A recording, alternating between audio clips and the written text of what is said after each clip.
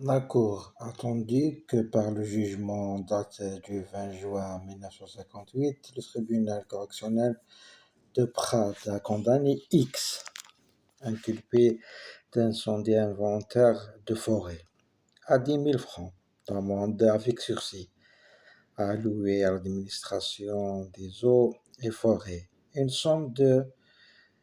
1683 et à déclarer Parisi Martin civilement responsable de X, attendu que Parisi et le ministère public ont relevé appel de cette décision, que ces appels sont réguliers et recevables. Sur l'action pénale, attendu que les faits reprochés à X, commis le 21 mai 1957, sont prévus et punis par les dispositions de l'article 179 Code de forêt. Attendez que les faits sont constants et reconnus, mais attendez qu'au terme de l'article 2, alinéa 5 de la loi du 31 juillet 1959, le délit forestier commis par X est amnistié et qu'il est éché de déclarer l'action publique éteinte. Sur l'action civile, tandis que Parisi soutient en cause d'appel cessé à tort que les premiers juges l'ont déclaré civilement responsable de X. Ce dernier n'étant pas en préposé, le délit que X a commis étant en dehors de tout travail et de toute fonction qui conclut à sa mise hors de cause. Tandis qu'il est établi par l'enquête préliminaire et notamment des déclarations de la dame Parisi comme raison de la maladie de son époux. Elle avait été dans l'obligation de prendre X pour assurer la surveillance du troupeau de brebis qu'elle a eu X à son service le 14 et le 15 mai 1959 et que X a déclaré à l'audience du tribunal correctionnel de Prades que le sieur Parisi l'avait embauché à 400 francs par jour pour 25 jours. Qu'ainsi, le 15 mai 1957, date du délit, X était incontestablement au service des époux Parisi. Tandis que l'incendie involontaire de forêt reproché à X a eu lieu alors que ce dernier gardait le troupeau de le brebis qui lui avait été confié, que le feu a été communiqué aux broussailles, puis à la forêt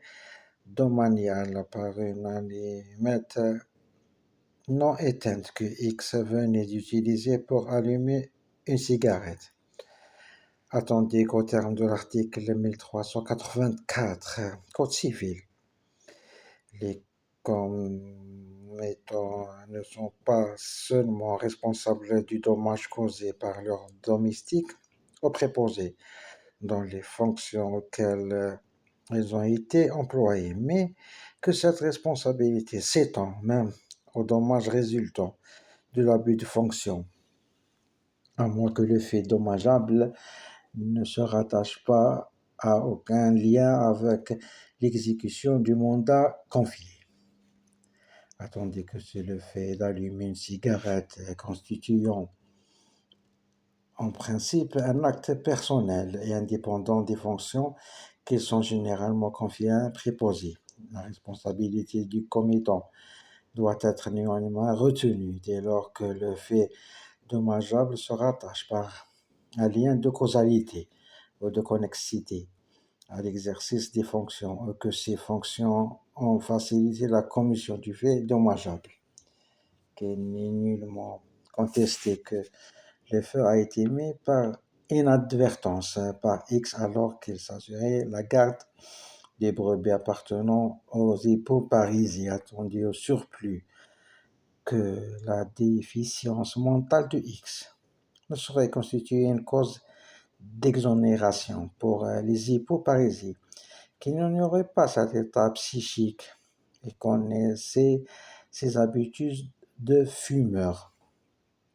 Attendu sur le quantum des dommages et intérêts réclamés par les eaux et forêts, que la demande de la partie civile n'est pas sérieusement contestée par Parisie, qu'il échouait de confirmer la décision des premiers juges. Par ces motifs, déclare l'action publique éteinte. Condamne X